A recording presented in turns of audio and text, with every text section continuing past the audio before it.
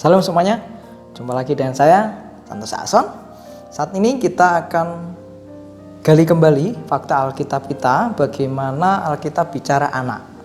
Kita lanjut kisah Sarah dan Hagar, tetapi lebih fokus pada Hagar dan Ismail. Yang lalu kita belajar bagaimana Allah menjaga anak sejak dalam kandungan, menjaga Ismail sejak dalam kandungan.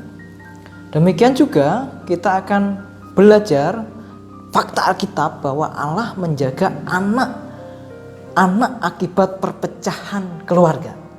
Fakta Alkitab mengatakan dan menunjukkan, menceritakan kisah nyata seorang anak yang mengalami penjagaan Allah dari masalah keluarga.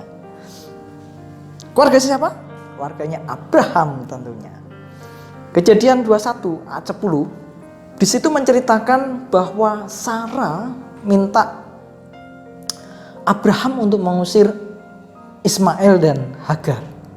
Ketika Sarah ini sudah melahirkan Iska, Ismail sudah makin besar, makin gede ya. Tapi inilah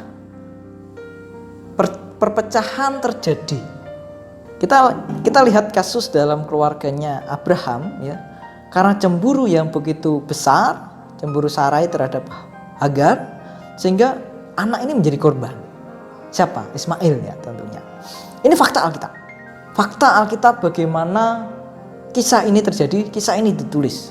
Dan terlebih lagi bagaimana Allah menjaga anak yang mengalami perpecahan di tengah-tengah keluarganya.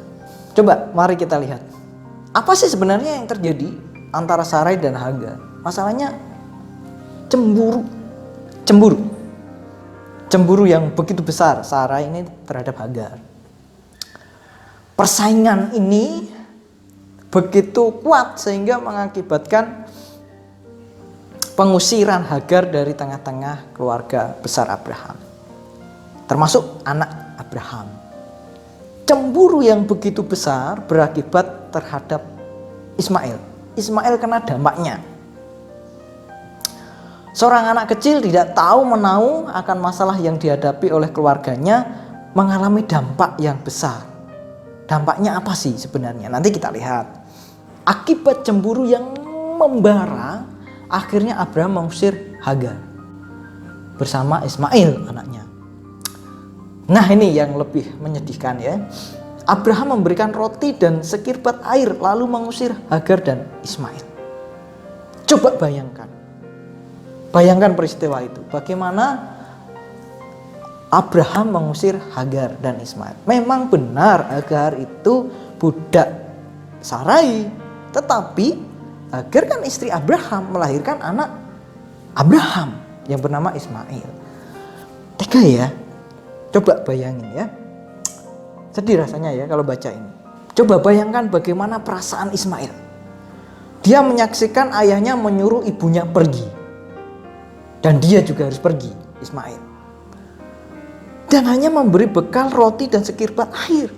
Sangat sedikit. Ini coba bayangkan. Bagaimana perasaan Ismail? Hati Hagar pasti remuk redam. Sepanjang perjalanan pasti Hagar ini marah dan sedih. Dan terlebih lagi Ismail tentu juga remuk redam hatinya. Kenapa ayahku yang aku sayangi mengusir aku dan ibuku? Mungkin Ismail bertanya, "Ma, mengapa ayah mengusir kita? Apa salah mama? Apa salah Ismail?" Bayangkan coba. Remuk sekali pasti hati Hagar ketika ditanya anaknya seperti itu. Dan remuk sekali pasti hati Ismail. Kenapa ayahnya mengusir dia? Nih bayangkan ya. Tapi inilah fakta Alkitab. Alkitab mencatat peristiwa mengharukan ini. Peristiwa di mana kalau kita mempelajarinya, kita bisa meneteskan air mata kita di Kejadian 21 ini. Ketika Hagar dan Ismail sampai di padang gurun Berseba, air mereka habis. Cilaka ini, airnya habis. Ismail kehausan, hampir mati. Hagar tidak tahan melihat anaknya yang hampir mati. Ibu mana yang tahan melihat anaknya sekarat? Ya, ia menaruh anaknya di semak-semak, kemudian meninggalkannya. Dia pergi cukup jauh, ya sejauh sepemanah. Hagar meninggalkan Ismail di semak-semak sendirian, merintih sendirian, merintih karena kehausan dan juga merintih meratapi apa yang dialaminya. Secara fisik dan emosi, Ismail menderita saat itu.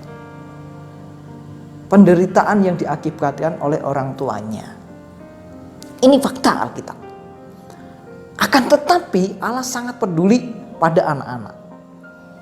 Melalui malaikatnya ia menjumpai Hagar.